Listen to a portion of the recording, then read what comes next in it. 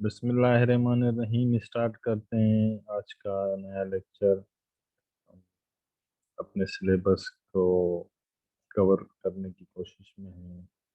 जितना हो सकेगा हम उतना कवर करेंगे और कोशिश करेंगे कि आप लोगों को समझ में भी आ जाए जो चीज़ें हमें डिस्कस करनी है हमारे आउटलाइन के मुताबिक। आज का जो हमारा टॉपिक है, after the last lecture of system and leave जो डिस्प्ले था, उसके बाद हमारा आज का लेक्चर है major of central tendency and measure of dispersion. मैंने आपको फिजिकल क्लासेस में जब ओवरऑल इंट्रोडक्शन दिया था हमारे सिलेबस का, introduction to statistics and probability, उसमें मैंने आपको बताया था what is central tendency, what is measure of dispersion, उसमें कौन सी चीज़ें आती हैं, यहाँ आप कौन सी चीज़ें पढ़ते हैं। तो मेजर ऑफ सेंट्रल टेंडेंसी का मकसद है कि आपकी सेंट्रल वैल्यू होती है ना, ठीक है, जिसको आप कहते हैं मेजर ऑफ सेंट्रल टेंडेंसी। और उस सेंटर को जब आप मेजर करते हैं तो उसकी मुख्तलिफ टेक्निक्स हैं, ठीक है। उस टेक्निक्स में अर्थमेटिक मीन है, मीडियन है, मोड है, हार्मोनिक मीन है, ज्योमेट्रिक मीन है। ये आप सब टेक्निक पढ़ते हैं। चलें आगे चलते हैं।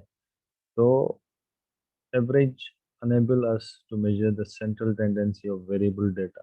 हमारे पास मुख्तलिफ किस्म की डेटा होती है। एवरेज हमें क्या बताता है कि सेंट्रल उसकी जो वैल्यू है वो कौन सी है। whereas the measure of dispersion enable us to measure its variability। whereas जो डिस्पर्जन होती है वो हमें बताती है कि हमारी डेटा सेंटर से कितना दूर डिस्पर्स हो रही है।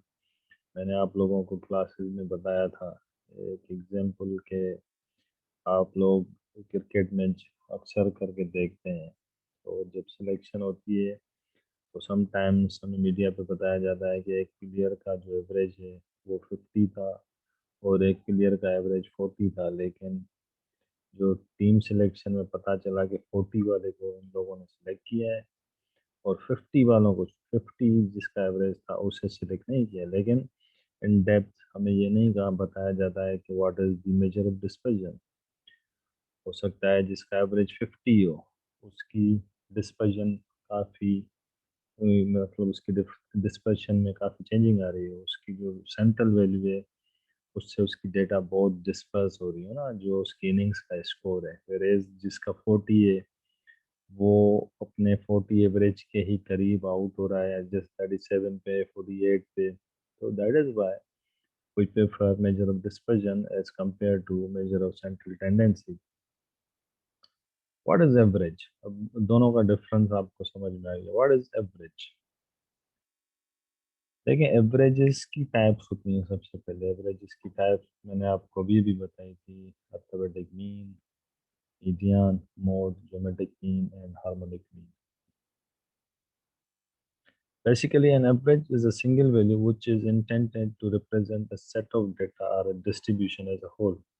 एवरेज हमारे पास एक वैल्यू होती है जो पूरी डेटा को रिप्रेजेंट करती है, ठीक है।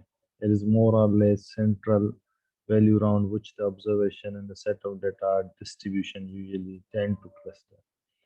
एक क्लस्टर बनाती हैं, वो जो वैल्यू होती है ना उस वैल्यू के दरमियान वो क्लस्टर बनाती हैं। एवरेज का मकसद ये होता है, as a measure of central tendency, indicate the location, a general position of the distribution on the x-axis। It is also known as a measure of location or position। x-axis पे आपकी position बताता है कि इसकी position ये है। जैसे cricket में एवरेज है, एवरेज 50 है, 50 उसकी सेंट्रल वैल्यू है, that represent measure of central tendency।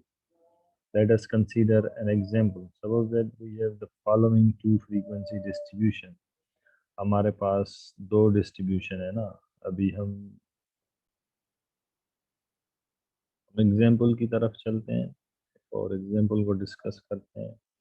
यहाँ पे हमारे पास दो सबब है, दो सबब ए सबब बी है, ठीक है। तो ये मतलब एक एरिया होता है जिसमें मुख्तलिफ किस्म के हमारे पास हाउसेज होते हैं, छोटे से एरियाज होते हैं, ठीक है। To get these two frequency distribution, we should ask ourselves what exactly is this is the distribution feature। आप ये दो ग्राफ देखें, ठीक है, आपको ऐसे महसूस हो रहा होगा कि इन दोनों में कोई डिफरेंस नहीं है, क्योंकि हम अभी तक ग्राफ्स पे डिस्कस कर रहे थे, और इन ग्राफ्स को देख के ऐसे लगता है कि दोनों का शेप एक जैसा है, लेकिन in detail there is a big difference. If we draw the frequency polygon of the two frequency distribution we obtain, यहाँ पे डेटा गिवन, ठीक है, नंबर ऑफ रूम्स 5 6 7 8, और नंबर ऑफ हाउसेस सबब ए में सबब बी में। तो आप कैलकुलेशन करेंगे, और ये आपके पास एन है, ये आपके पास एफ है। If you are going to calculate and find out the frequencies you will obtain.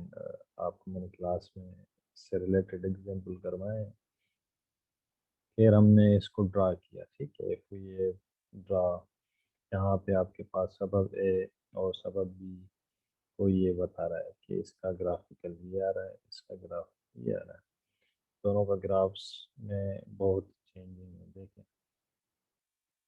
करा inspection of these frequency polygons shows that they have exactly the same shape, तो दोनों का सेम है। it is their position relative to the horizontal x-axis, लेकिन x-axis पे आप देखें, this x-axis position का फर्क है।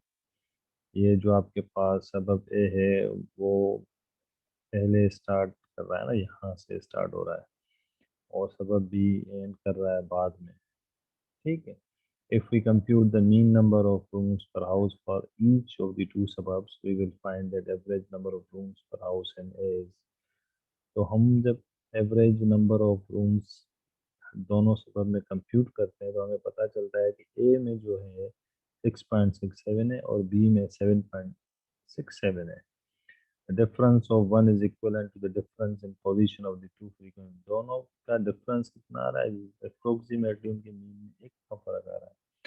Our interpretation of the above situation would be that there are large houses in suburb B than in suburb A, the extent that there are on the average। देखें, हमें पता चला कि larger houses हैं, number of houses जो आपके पास B में वो ज़्यादा है as compare to number houses in A.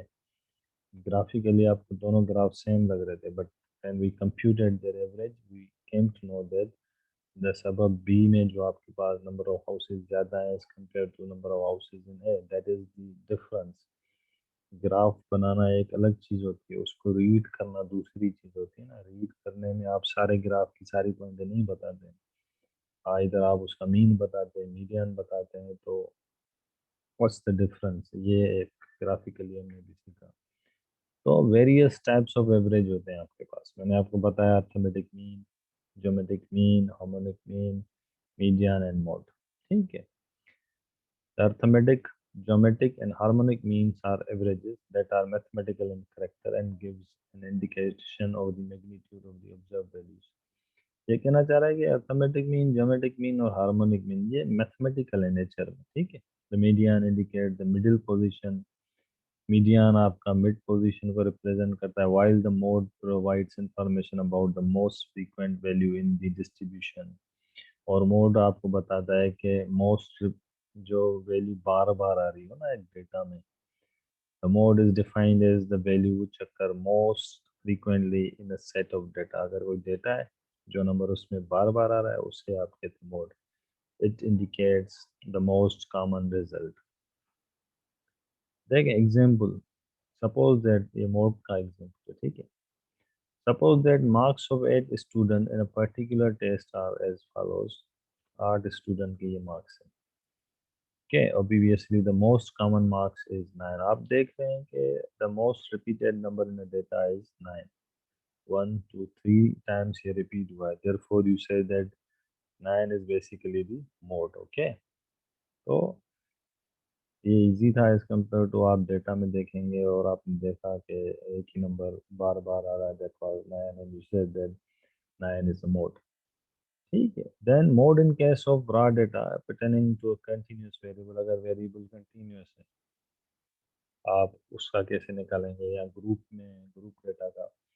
In case of set of values pertaining to a continuous variable that have not been grouped into frequency distribution, in case of raw data pertaining to a continuous variable, the mode is obtained by counting the number of times each value occurs।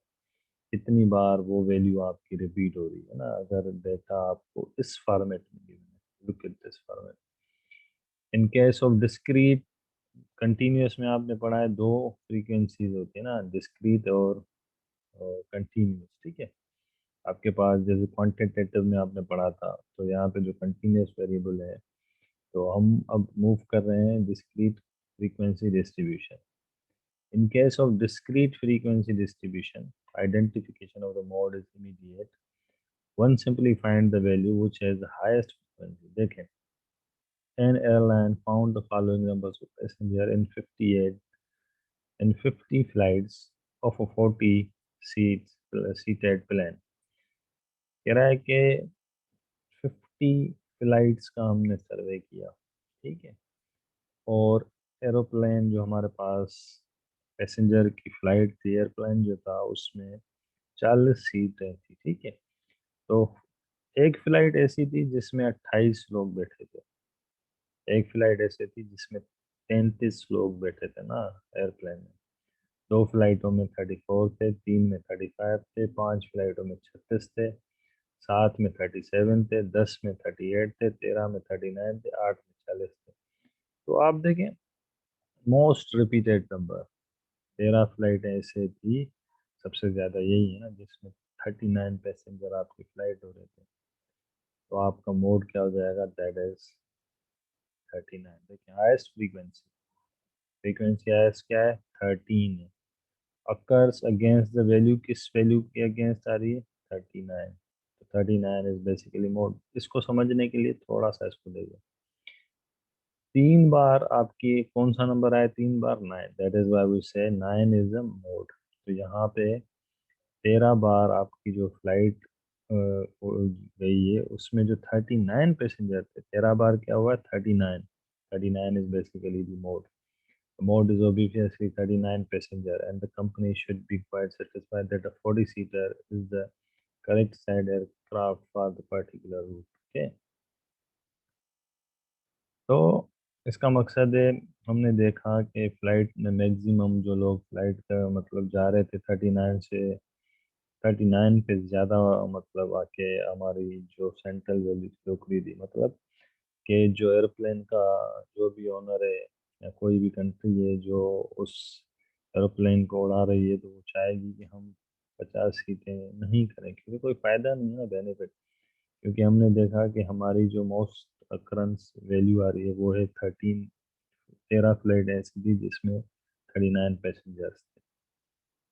Mode in case of a frequency distribution of a continuous variable, if your variable is continuous, तो वो कैसे करेंगे देखें। In case of group data, now we will discuss about the group data. The model group is easily recognizable.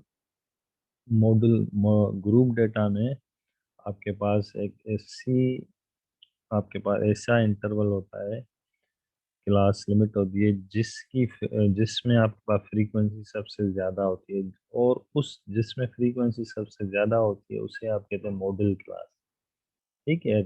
What point within the model group does the mode lie, और उसमें जाके कहीं ना कहीं जहाँ आपके पास क्लास लिमिट है उसके दरमियान आपका मोड लाई रहता है।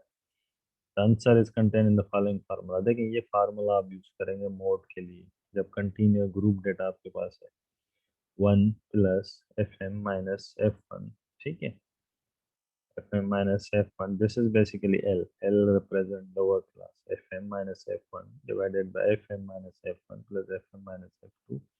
fm मॉडल क्लास है और f1 उससे ऊपर वाली क्लास है और f2 उससे नीचे वाली क्लास है। h is your class interval h।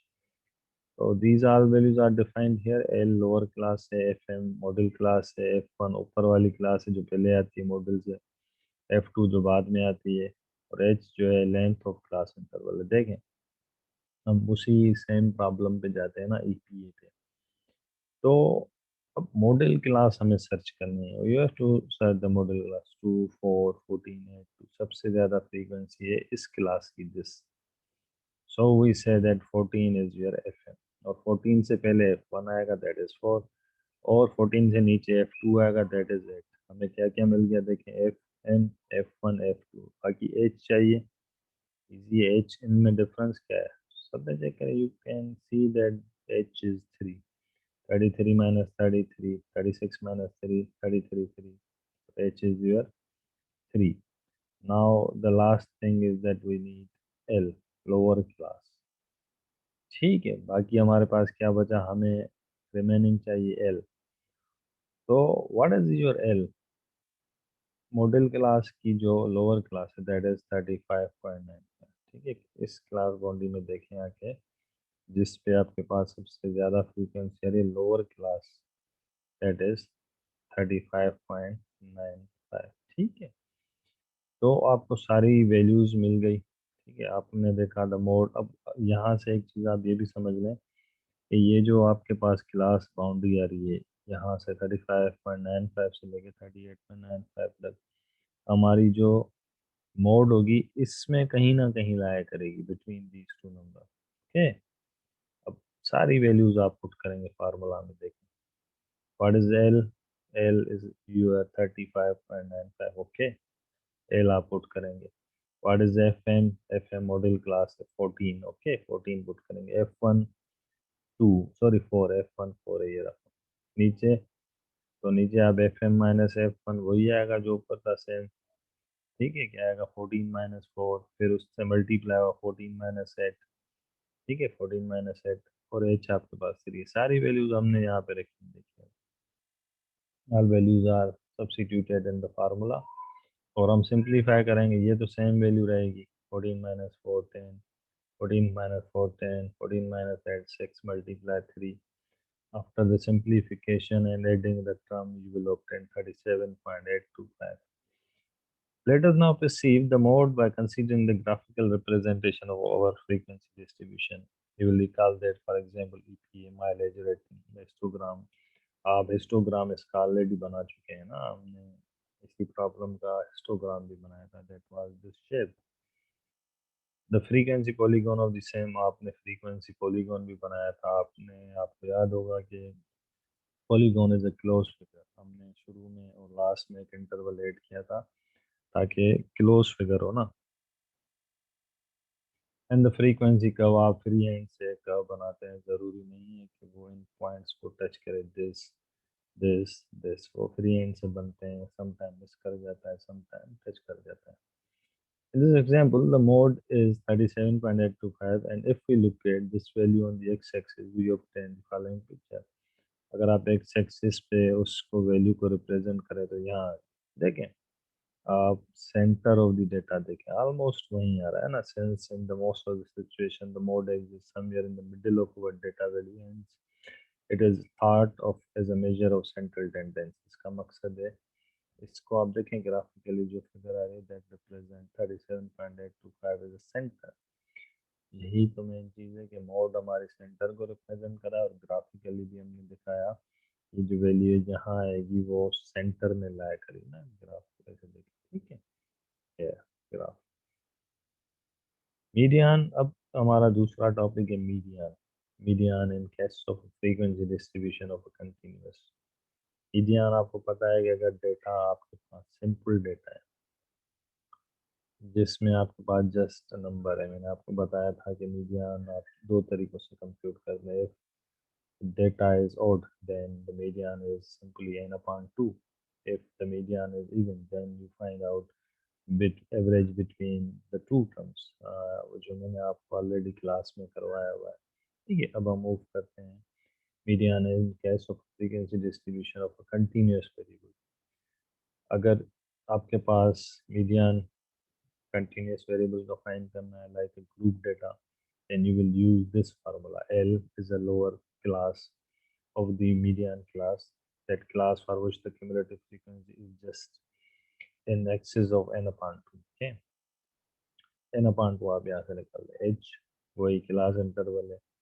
f frequency और मीडियन क्लास. ठीक है, then n आपके पास total number of observations. Okay, c is cumulative frequency of the class preceding the median class. Okay, this formula is based on the assumption that the observation in each class are evenly distributed between the two classes limit. ठीक है, इसका मकसद है ये formula है. अब now we need L H F N C. All we need 1 2 3 4 5 unknowns we have to find. Now see the example here. अब इस वही ईपीए वाला सेम प्रॉब्लम है, हमें सब कुछ गिवन है।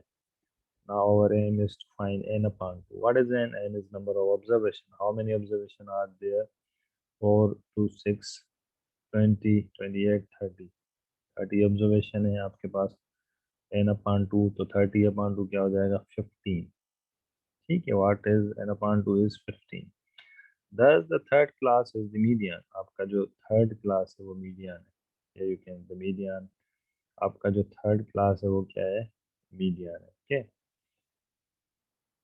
क्योंकि जो आपकी ये एन वैल्यू आ रही है वो is nearer to the third class के करीब है तो you will select the third class. और ये जो थर्ड क्लास आपने उठाई, दिस वन।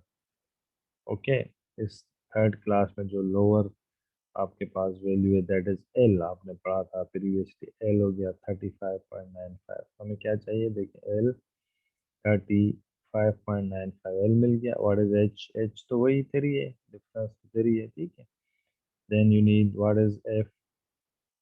आपकी एफ ईयर है फ्रीक्वेंसी 14। ठीक है, then what you need N तो वही है 30। ठीक है ना, 30 अपॉन 2 15 हो जाएगा। Then what is C? Cumulative frequency of the preceding class. अगर क्लास बाउंड्री इसकी आ रही है तो प्रेसिडिंग क्लास होगी 6।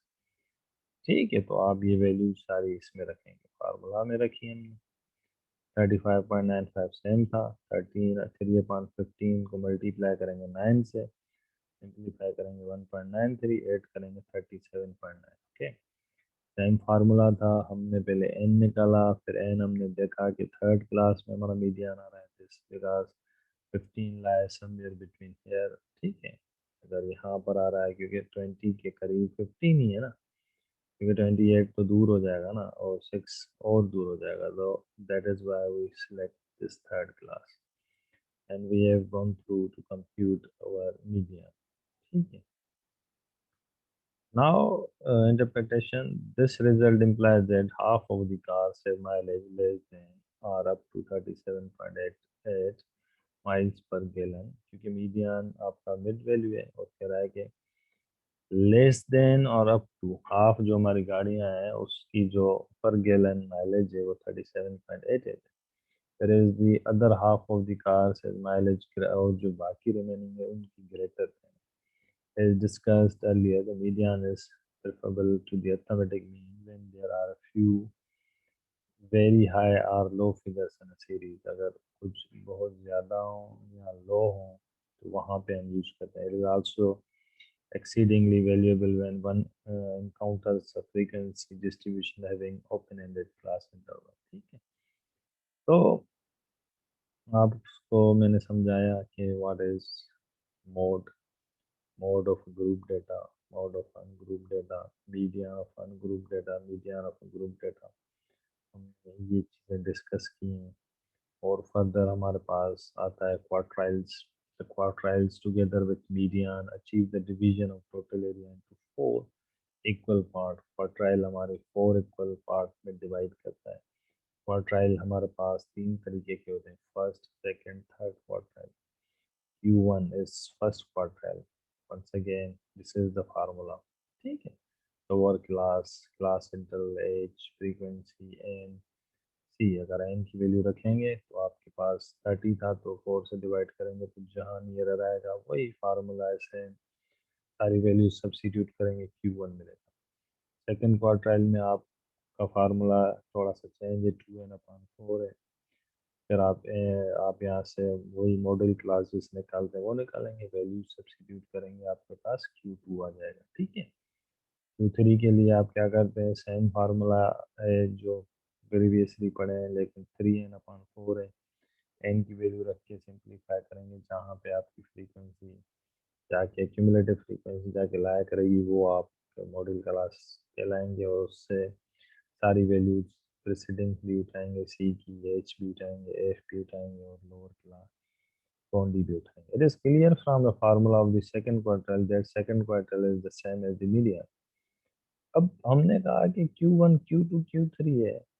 ठीक है, और जो सेकंड क्वार्टाइल है वो हमारे पास सेम एज क्या होता है, मीडियन होता है ना। ठीक है, क्योंकि ये जो मीडियन आप फार्मूला यहाँ पढ़ के आए देखें, L plus H upon F, यहाँ देखें L plus H upon F N upon two minus C. देखें हमने लिखा तो सेकंड क्वार्टाइल था, लेकिन हमने देखा कि जब सिंप्लीफाई किया तो वो ये देखो सेम मीडियन, इसका मकसद है सेकंड क्वार्टाइल हमारा वही चीज शो करता है जो हमारे पास मीडियन शो कर रहा है। You have seen that Q1 Q2 represent once again the same Q3. That is how you will compute different types of quartile. Then there is a deciles and percentile. Decile में आप 10 से divide करते हैं, and in percentile you divide by 100. Same formula है decyl में, आप जैसे median में यहाँ 2 था, डेसाइल में 10 आएगा, और वही फर्स्ट डेसाइल में, और सेकंड में 2n अपान 10 आएगा, थर्ड में 3n अपान 10 आएगा। Same way you will compute these deciles and percentile में यहाँ 100 आता है, ठीक है। In the same way, you will repeat these formulas and do the related examples. Again, it is easily seen that the 50th percentile is the same as the median. कह रहा है कि 50th परसेंटाइल देखें तो वही आपको represent करता है जो आपके पास परसेंट मीडियन शो करता है, ठीक है। The 25th percentile is the same as the first quarter, and 75th percentile is the same as the third quartile. 40th percentile is the same as the fourth decile. This is how you will simplify these formula, and you will see that these formula are basically representing these, like 50th percentile is same as median, and you will see these type of situations. All these measure the median, quartile, decile and percentile are collectively called as quantiles. इन सबको मिला के हम कहते हैं quantiles. The question is, what is the significance of this concept of partitioning? Why is that we wish to divide our frequency distribution in 2, 4, 10 or 100 parts? To answer to the above question is, in certain situation we may interested in describing the relative quantitative location of particular measurement with an data set। हमें जिस location के बारे में मालूम करनी है, जाहिर सी बात है इन सारी चीज़ों में से कोई एक हो सकती है, तो हम जो सिचुएशन हमें फाइंड करनी है उसको करेंगे ना। जाहिर सी बात है ये quantile, percentile, these all quantiles provides us with an easy way of achieving this. Out of these various quantile, one of the most frequently used is percentile making, percentile ranking। जब आप लोगों ने अभी तक गेट टेस्ट नहीं दिए, वहाँ पर भी परसेंटाइल रैंकिंग आती है। बहरहाल ये हमारा आज का लेक्चर था जिसमें हमने मुख्तलिफ चीज़ें डिस्कस की। मैं आपको रिक्वेस्ट करूँगा कि इससे रिलेटेड और भी एग्जाम्पल्स करें। अगर आपको डिफ़िकल्टीज पेश आती हैं तो आप ज़रूर पूछें, और इंशाल्लाह ताला हम नेक्स्ट लेक्चर में दोबारा फिर कंटिन्यू करेंगे हमारे next. Thank you very much.